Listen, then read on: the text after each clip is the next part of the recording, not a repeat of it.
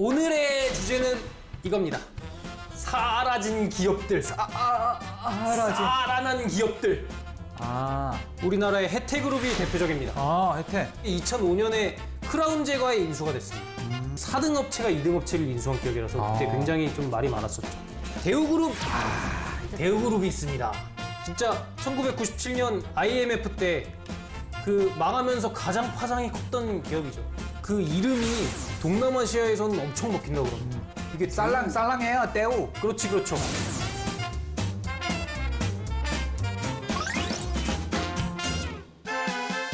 안녕하세요.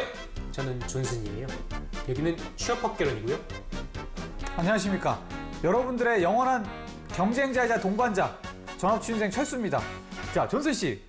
아무래도 그렇지, 요즘에 취준생들이 가장 가고 싶어하는 기업들의 기준이 어떤 복지와 근무 환경이라 그러잖아요. 그렇습니다. 그럼에도 불구하고 무시할 수 없는 요인이, 요건이 바로 연봉이죠, 그렇죠? 그렇죠. 무시할 수 없는 게 아니라 사실 제일 중요한 거죠. 그래서 그런 말이 있습니다. 세상에서 제일 어려운 글쓰기, 지원 동기다. 왜냐면은 돈 벌라고. 돈 벌라고.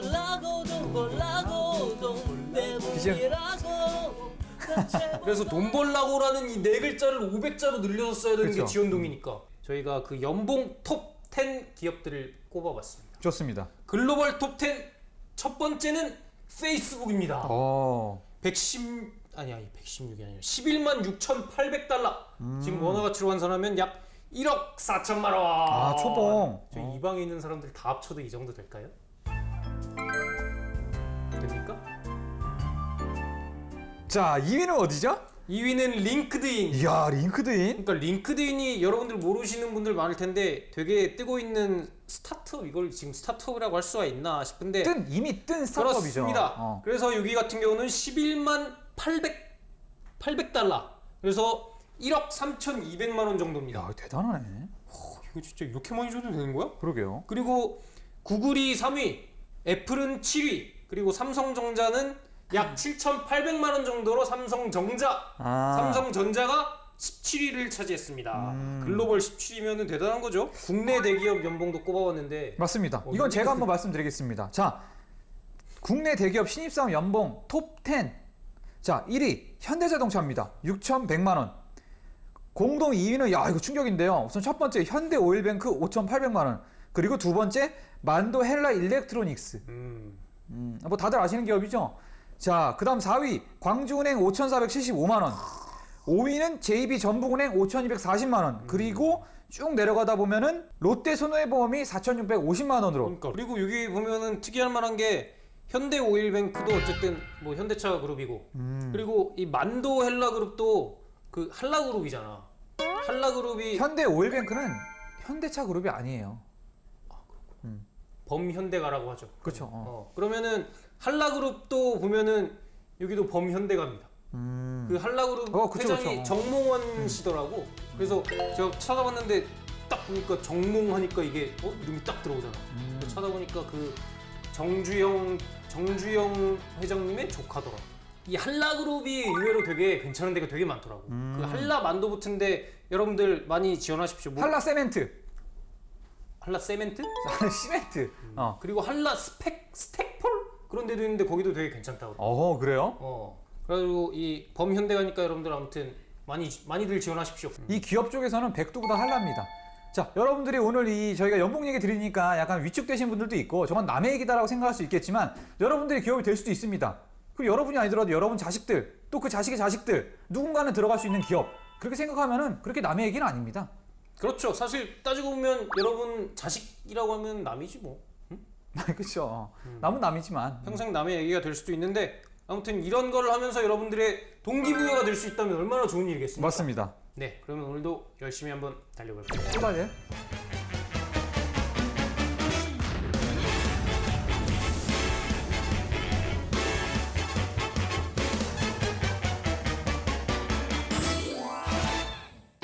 어디에서도 털어놓지 못했던 여러분들의 고민.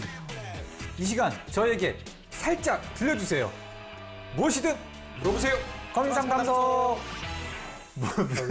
전화 상담소. 전화 상담소.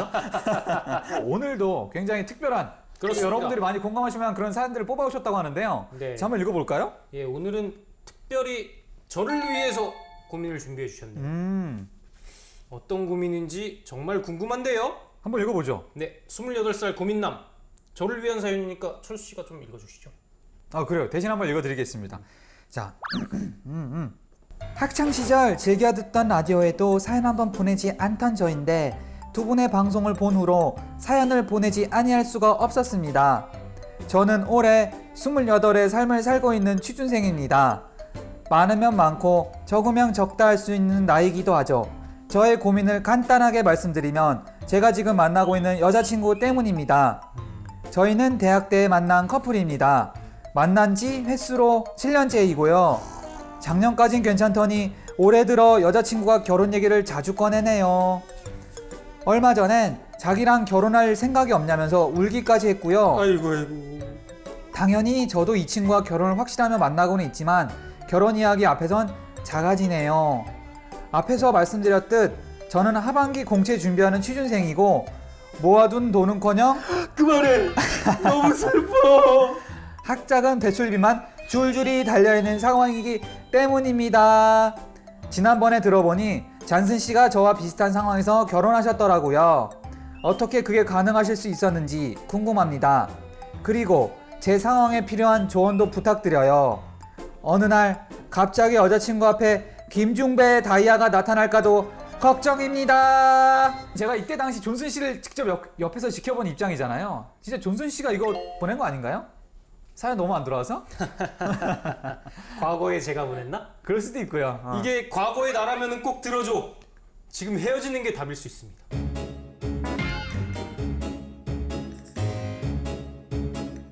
제가 지금 행복하지 않다는 게 아니라 저 귀염둥이랑 같이 있어서 너무 행복합니다. 근데 만약에 그때 헤어졌더라면 조금 더 행복할 수 있지 않았을까? 그런 생각을 잠깐 해봤습니다. 그쵸. 이 친구 여자친구는 나이가 어떻게 되는 건데 이렇게 결혼을 서두르는 거죠? 그게 가장 중요한 팩터인데 그게 없네요. 만약에 여자친구가 나이가 좀 있다면 그럴 수 있어. 그럴 수 있지만 그럼에도 불구하고 이해할 수 있죠. 왜냐면 나이가 28살이고 이 친구가 노는 게 아니라 취업 준비생이고 그럼 취업하고 결혼을 하자. 이게 가장 어떻게 보면 최선의 방법인데. 근데 아마 대학교에서 만났다는 거 보니까 비슷한 연배일 것 같긴 한데 아니 교수님일 수도 있죠. 아 그러면은 당장 결혼해야죠. 그리고 저는 사실 아직도 이해할 수 없는 게 왜 이런 상황에서 이 여자분은 결혼을 하고 싶어하는 그러게요. 걸까요? 자기가 이어나갈 수도 있는데. 난 진짜 이해를 못하겠어. 귀염둥아 그때 왜 그랬니? 아니 그리고 진짜 지금 당장 이 남자가 벌이가 없는 상황에서 결혼하면 집 구하기도 힘들고 대출도 어렵고 그냥 저 같은 경우는 그랬어요. 이게 계속 결혼하자고 그러는 거야.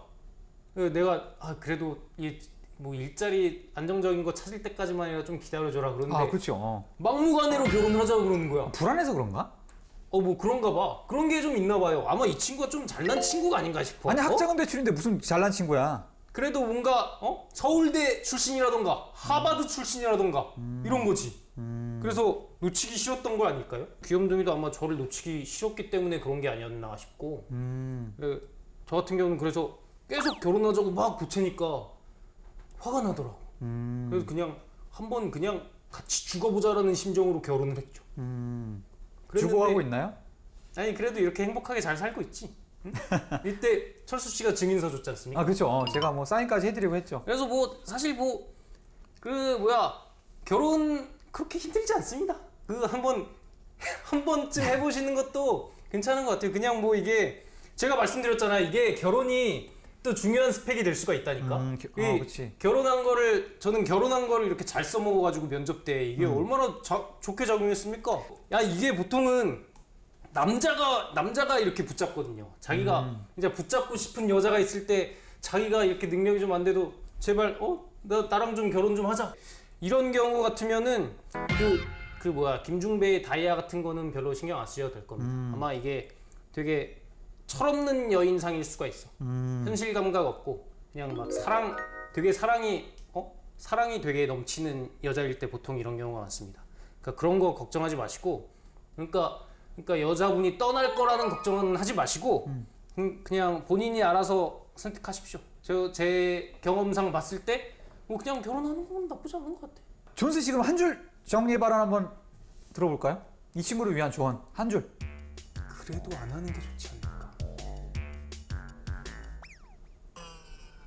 동감합니다. 그래요? 그러면 결혼하십시오.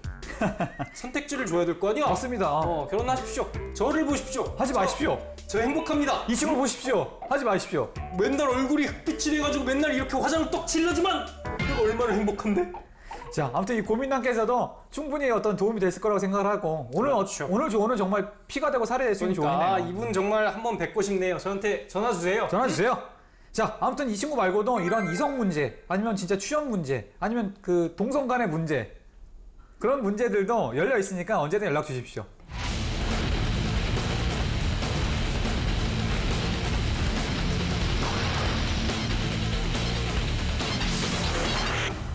자, 들어갑니다. 자, 존스 씨 준비되셨죠? 네. 자, 스탠바이 하나, 둘, 셋. 잠깐.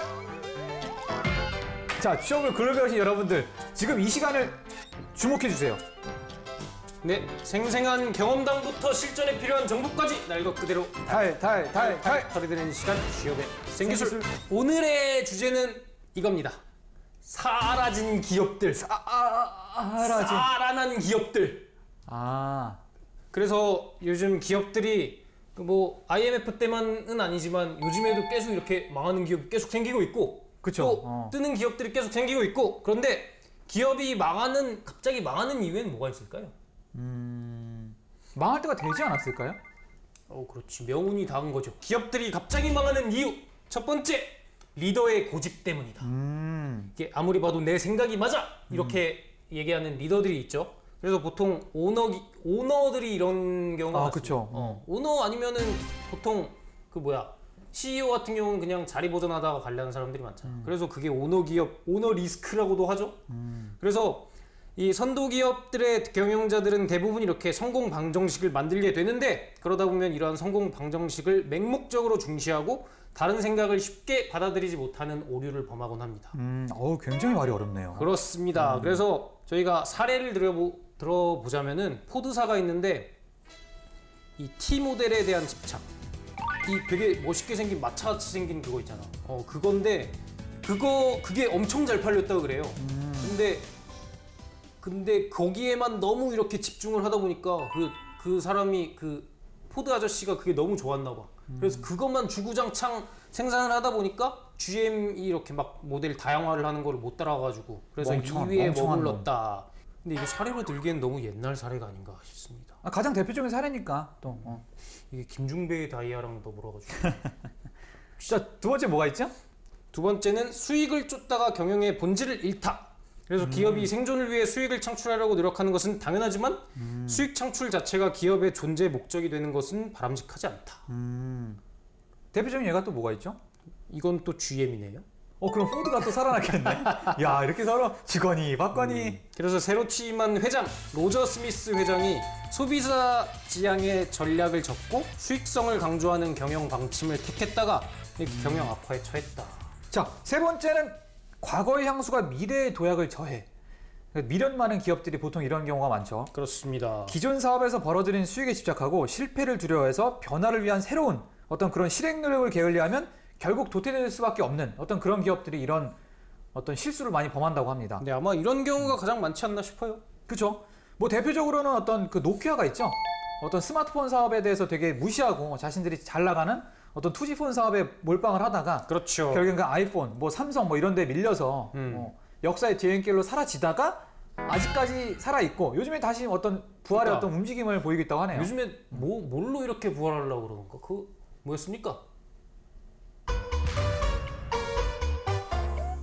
그렇습니다. 하지만 이런 것과는 상관없이 아직 굳건히 버티고 있는 그룹들이 있는데요. 그렇죠. 우리나라의 혜태그룹이 대표적입니다. 혜태. 혜태그룹 같은 경우는 이게 굉장히 오래됐습니다. 전라도. 그렇죠. 그렇죠. 공장이요. 45년 해방과 동시에 창업을 한 혜태제과. 그래가지고 첫 제품인 영양갱이 아직도 시장 점유율 1위라고 해요. 80%. 굉장히 영양갱이 진짜 아니 근데 양갱을 얘네 말고 누가 만들겠어? 뭐 있어? 먹나요 누가? 나 고등학교 때 그렇게 먹고 안 먹는 것 같은데. 아니 저 양갱 아직 많이 먹. 양갱이 몸에 엄청 안 좋아요. 먹지 마세요. 엄청 달아요. 절대 먹지 마. 아니 건강한 사람 먹어도 되는데 건강에 안 좋은 사람은 당뇨병 걸린 사람. 저는 혈당이 낮아가지고 많이 많이 먹고 드세요. 있습니다. 그리고 여기 같은 경우는 1967년에 영등포에 그 당시로는 국내 최대 규모의 과자 공장을 세웠고. 아씨 여기 양평동 아직도 있어. 여기 양평동 앞에 그 아파트가 있는데 선유도역 바로 앞이에요. 여기 지나가면 아직도 그 자일리톨 냄새가 나. 그래요? 그래서 땅값이 싸. 자일리톨 묻었나 땅에? 아니 계속 자일리톨 생산하고 있으니까 지금 만들고 있다니까요. 오. 그러니까 땅값이 엄청 싼 거야. 교통도 좋고 거기 혜태자가 그 본사도 있고. 그럼 거기가 좀 잘못됐다. 하세요. 이거 다 잘라주세요. 이거 롯데제가요. 그래서 혜태제와 같은 경우는 여러분들이 잘 알고 계시는 브라보콘, 에이스 크래커, 맛동산 이게 진짜 맛없어. 이거 먹으면 입천장 다 털려요. 할머니들이 진짜 좋아하잖아. 그쵸. 이렇게 딱딱한 걸 할머니들이 많이 좋아하시더라고. 그 도전 정신 때문인가 봐. 그걸 이렇게 잇몸으로. 하나 드시는데 엄청 오래 드시잖아. 그리고 홈런볼 맛있지. OES 등의 베스트셀러를 내놓으면서 국민 과자를 많이 등극을 시켰습니다. 그리고 요즘 같은 경우는 허니버터칩. 허니버터칩으로 굉장히 히트를 쳤죠. 그리고 여기 같은 경우는 특이한 게 2005년에 크라운 제과에 인수가 됐습니다. 그러니까 이게 4등 업체가 2등 업체를 인수한 격이라서 그때 굉장히 좀 말이 많았었죠. 근데 지금 또 다시 이제 뭐 계속 잘 나가고 있습니다. 2015년 작년 같은 경우에는 오리온을 제치고 다시 제과업계 2위를 탈환했고. 최근에 OS 같은 경우에도 또 잘 나가는 그런 게 있잖아요. 뭐 바나나 맛 뭐 이런 것도 있고. 그럼 몽쉘통통. OS도 있어요. 초코파이. OS도 있어. 그러니까 아무튼 뭐 이런 어떤 새로운 시도를 하다 보니까 다시 한번 뭐 살아난 게 아닌가 이런 생각이 들고. 자, 두 번째로 소개해주고 싶은 기업은 바로 진로그룹입니다. 진로그룹 저희랑 굉장히 밀접한 그룹이죠. 그렇죠. 자, 1924년 세워진 진천 양조상에서 출발한 주류 업체인데요. 자, 이게 92년에는 자회사 진로 쿠어스 맥주를 세우고, 쿠어스가 이렇게 미국 맥주죠. 쿠어스. 뭔지 알죠? 그다음 카스를 출시하면서 맥주 시장에 뛰어들었는데, 야, 이게 두산의 오브 맥주가 그다음에 소주, 그린 소주를 내면서 맞불을 놓았다 그러더라고요. 그러면서 이제 진로그룹이 계열사 확정을 무리하게 하면서 경영난에 빠져서 부도내고, 그다음에 2005년에 하이트 맥주가 진로 소주를 인수하는, 이때 말이 많았어. 그렇죠? 그러니까 아니 이게 사실 지금 생각해도 이게 되는 건가 싶어. 그러니까 그쵸. 이게 SK가 KT를 인수한 꼴이잖아. 그러니까 이게 독점 방지법 뭐 그런 거에 아니, 저촉이 안 되나? 이게 주종은 다른데 맥주 회사, 그러니까 어떤 소주 회사 주종은 좀 그리고 다르긴 했지만, 당시에는 같이 이렇게 진출해 있던 상황이었으니까. 그리고 하이트 맥주 같은 경우가 이제 그 맥주 업계 1위였죠. 그렇죠. 1위였는데 그 어쨌든 맥주 1위가 소주 1위를 인수한. 그래서 아마 신기했던 게 2005년 4월에 인수를 했는데 9월에 진로가 법정 관리를 졸업했다 그러더라고요. 그러니까 아무튼 그만큼 하이트가 공격적으로 또 영업을 풀어나간 이유도 있을 테고, 아무튼 운영을 그렇습니다. 잘하는 부분도 있겠죠. 자, 아무튼 이게 이 부도를 기회로 삼을 수 있었던 계기 중에 하나가 바로 어떤 새로운 어떤 소주 시장의 어떤 변화를 어떤 주도한 그런 게 진로의 어떤 공이라고 보는데요. 그렇습니다. 어떻게 보면 예전에는 그 두꺼비 진로라 그래서 그러니까 이 병따개를 따는 아니 요즘 친구들은 몰라. 참이슬이 그렇게 생각보다 오래된 게 그쵸. 아닙니다. 근데 예전엔 진짜 진로라고 해가지고 그 두꺼비라 그랬죠. 그러니까 왜 참이슬인지 모르는 친구들도 많은데, 사실 그 그렇습니다. 참징자에 이제 이슬 그렇죠, 노자 써서 그렇죠. 원래는 그 한자도 같이 써 있었는데 이제는 그냥 참이슬만 쓰더라고요. 아무튼 그런 예전에 되게 독했던 소주 시장을 약간 순화된 소주 시장을 이끌고, 최근에 어떤 그 리큐르 소주라 그러나 그런 게 좀 그런 데도 노력을 하고 이런 거 보면서 변화에 되게 민감한 부분이 있었죠. 그러니까 신기했던 게 이게 위스키나 보드카, 럼, 진 같은 어떤 그런 증류주에서 이런 것들을 뛰어넘는 판매량으로 2001년부터 전 세계 증류주 판매량 15년 연속 1위를 기록하고 있는 게 바로 진로라고 그러더라고요. 그렇습니다. 이건 굉장히 자랑스러워하셔도 되는 겁니다. 그렇죠. 이게 보면은 이게 230억 병이 팔렸는데 이게 국내 성인 3,500만 명 기준으로 이게 한 명당 참이슬 657병을 마셨거든요. 이게 평균이니까 저희는 이거보다 좀 더 마시겠죠? 전 청아 마셔요, 청아. 근데 그것도 진로에서 나오는 거니까. 진로 포도주도 좋아하죠. 진로 포도주 괜찮지. 2,000원짜리고 그 뭐야 도수가 10도밖에 안 되는데 그거 먹으면 소주보다 머리가 더 아픕니다. 맞습니다. 여러분 그 돈 없는 취준생들 그걸로 한번 드십시오. 머리 아프고 싶은 날. 그리고 크기도 엄청 커. 그렇죠. 아무튼 그런데 여기서 잠깐 하이트 얘기 나와서 잠깐 짚고 넘어가자면 하이트라는 게 그 예전에 일본이 일제가 세운 조선 맥주가 이제 그 원유라 그러더라고요. 그래서 이게 조선 맥주가 크라운 맥주로 바꾸고 근데 그때 당시 이제 오비 맥주가 맞다. 예전에 크라운 맥주도 있었죠. 그렇죠. 오비 맥주가 이제 그 오리엔탈 브러리잖아. 동양 맥주. 이게 항상 1위라니까 이제 크라운 맥주는 항상 2류다라는 생각이 있어서 크라운 맥주를 아예 버리고 하이트라는 그 사명을 써서 하이트 맥주를 출시한 거야. 근데 맛있다 이러면서 하이트를 먹기 시작하면서 하이트가 1위로 올라서고 오비가 만년 2위가 된 거죠. 그러다 2000년대 중후반에 다시 한번 이제 카스로 오비가 다시 1위로 올라서는 뭐 그런 사건이 있었죠. 재밌어요. 그래 재밌네요. 지금 저희가 살펴본 혜태그룹이랑 진로그룹은 좀 위기를 슬기롭게 극복한 기업이라고 보시면 될 것 같은데 여기 사회적으로 많은 파장을 일으켰던 기업도 있습니다. 한보그룹 정태수 회장 몰라요? 한보 정말 괜찮은 기업이었죠. 대우그룹 대우그룹이 있습니다. 이 대우그룹 같은 경우는 진짜 1997년 IMF 때 그 망하면서 가장 파장이 컸던 기업이죠. 그렇죠. 그러니까 지금 같은 위상으로 따지면 뭐 SK 정도가 부도난 게 아닌가. 뭐 그 정도의 파장이었는데 그리고 대우 같은 경우가 지금 이제 남아있는 어떤 그 계열사들이 몇몇을 보면 진짜 그때 대단했구나. 그러니까 아니 이게 되게 특이한 게 그 아직 그 대우라는 그 이름이 동남아시아에서는 엄청 먹힌다고 그럽니다. 그래서 무슨 막 포스코랑 롯데 같은 데서 롯데랑 그리고 대우 인터내셔널 이렇게 껴가지고 그 베트남에다가 호텔을 짓는데 그 호텔 이름을 굳이 대우라고 하더라고. 그런 거 보면은 이게 쌀랑해요 대우. 그렇죠. 잘하네. 다시 한번 해보십시오. 쌀랑해요 대우. 네, 그래가지고 이 대우라는 네임밸류는 아직도 막 센 거 같고 그리고 저는 이거 보면 되게 신기한 게 그 김우중 회장이 지금 추징금 규모가 얼마인지 아십니까? 거의 얼마인지 아십니까? 아십니까? 그걸 왜 제가 얘기해야 되죠? 한 10몇 조 되더라고. 18조인가. 그 제가 뉴스를 찾아보니까 요새 서울역 사무실로 출퇴근하고 있대. 맞아. 저 그 기사 본 거 같아 최근에. 그러니까 이게 되게 신기하더라고. 이렇게 추징금 이렇게 엄청 써 있는 사람이 아니 그 아무 조지 서울역 없이. 앞에 연세 빌딩 있잖아. 예. 웃긴 게 그게 원래 대우 빌딩이었어. 연세 빌딩이라고 있거든. 연세 재단 빌딩. 그게 원래 대우가 연세 되게 큰 후원자였어요. 그렇죠. 후원자였는데 연세가 이제 돈을 주긴 했는데 대우가 후원금을 안 주는 거야. 그래서 연세가 깡패처럼 그냥 그 건물을 점거했다 그러더라고. 이 건물이라도 줘 이렇게 해서 점거한 게 바로 그 건물이고. 대우 재밌는 기업이죠. 탱크주의. 뭐? 탱크주의. 그렇죠. 탱크. 그 김우중 씨가 탱크, 이명박 전 대통령은 불도저, 그리고 정주영 씨는 손수레. 뭐 그 정도가 있죠. 자, 최근에 또 그 미국 대선 그 주자로 그 유력한 대통령 후보로 떠오르는 트럼프랑 또 대우와 어떤 그게 있더라고요.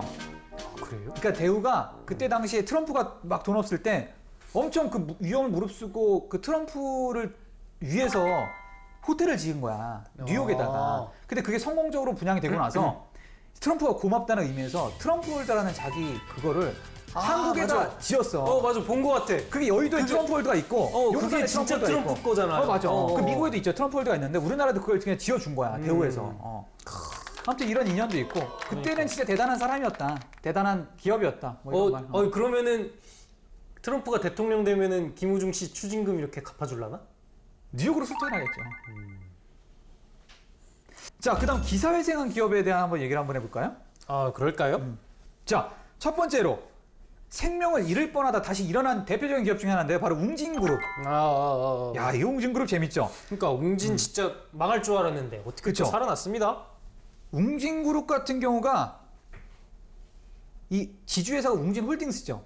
이게 법정 관리를 조기 졸업한 걸로 유명한데요. 이제 2012년 10월에 회생 절차가 개시된 지 1년 4개월 만에 극동건설 문어발식 뱁새 가랑이 찢어진 웅진홀딩스가 진짜 이 1조 5천억이 넘는 부채 가운데 80%를 갚으면서 기사회생을 했다고 그러더라고요. 그러니까 이게 사실 이게 조기 졸업했다고 봐야 될지 이게 그냥 알짜 계열사들을 확 매각해버려가지고 조기 졸업한 거잖아요. 그렇죠. 그러니까 이제 이거 슬기롭게 극복했다고 봐야 될지 남은 이제 앞으로 행보를 주목해야 될 것 같습니다. 아니 근데 이 웅진 그 윤 회장이 유명한데 이 영업맨으로 자기 활동할 때 브리테니커 백과사전을 세계에서 가장 많이 판매한 사람은 기네스에 오는 사람이라고 하더라고요. 맞습니다. 그러니까 아무튼 이렇게 자기가 성공한 사람은 욕심이 있잖아요. 그렇지. 저희가 누누이 말씀드리는 그 자수성가한 회장들의 그러니까, 무서움. 그러니까 이게 웅진이 원래 유명한 게 그 정수기 사업. 웅진 출판 이게 거의 양대산맥이었는데 이게 웃긴 게 그 극동건설을 인수를 한 거야. 그렇죠. 이때 사람들이 다 웃긴 거 아니 무슨 출판사 그 문제집 팔던 사람들이 무슨 건물을 사냐고 이러면서. 그래. 이게 진짜 생각해보면 건설 욕심을 내기 시작하면은 그때 되게 많이 맞아, 망한 맞아. 것 같아. 그 진로 같은 경우도 건설사 이렇게 먹으려고 막 문어발 치다가 그런 거고 이 문어발 치다? 문어발 치다. 문어발 치다. 고급스러운 표현이죠. 그렇죠. 문어발 치다. 이게 그러니까 뭐 이 친구가 말한 대로 이 방문 판매로 되게 유명한 이 회장님 자체가 방문 판매로 유명한데 그거를 특화시킨 게 웅진 코웨이였습니다. 웅진 코웨이 즉 정수기 사업을 하는데 그 이 정수기 아줌마들 있잖아. 이렇게 방문해가지고 이렇게 해주는 아줌마들. 그게 진짜 엄청난 가치였다고 그래요. 그래서 그 아줌마들이 이렇게 막 왔다 갔다 하면서 그 집안이랑 이렇게 좀 유대를 쌓고 그러면은 막 이렇게 방문 판매하면서 뭐 사모님 이런 것도 드셔보시죠. 아니면 뭐 이런 백과사전 한번 보시죠. 이런 게 진짜 굉장한 힘이었다 그래요. 그래서 그 가장 이 매각할 때 이 피눈물을 흘렸던 게 이 웅진 코웨이라고. 그러니까 이게 법정 관리 벗어난 게 아닌 게 그래, 웅진을 이제 코웨이를 팔았다는 거는 지금 앞으로 돈을 뭘로 벌겠다는 거야. 뭐가 남았습니까? 이제 그러니까 뭐가 있어요? 학습지 있나? 빨간 펜. 웅진 출판은 아직도 있는데. 그러니까 이제 웅진 출판이 남았으니까 이제 아마 회장님이 다시 일선에 복귀하셔가지고 그렇죠. 또 방문 판매 하시지 않을까? 그럼요. 기네스 기록을 또 경신하시는 거지. 아니 약간 도전을 위한 위기가 아닐까 싶어요. 그렇지. 야, 말 잘해네. 아니 그럼요. 자, 다음 기업은 마지막으로 뭐가 있죠? 여기는 뭐 다들 아실 텐데 하이닉스. 여기까지 하겠습니다. 어쨌든 열심히 하면 누구나 극복할 수 있습니다. 네. 아니 뭐 이렇게 그렇죠. 뭐 이렇게 어마어마한 기업들도 위기를 겪는데 여러분들이라고 안 겪겠습니까? 그러니까 대마불사라고는 하지만 진짜로 대마도 죽을 수는 있습니다. 이게 무슨 결론이었죠? 네, 그래서 저희가 다음 주에는 어떤 겁니까? 인크루팅 기업 관련. 여러분들이랑 어떻게 보면 가장 밀접적으로 관련이 있는 얘기일 수도 있어요. 그럼요. 그러니까 꼭 필감하십시오. 필감 그럼 대한민국에 계신 모든 신생 여러분 건승하십시오.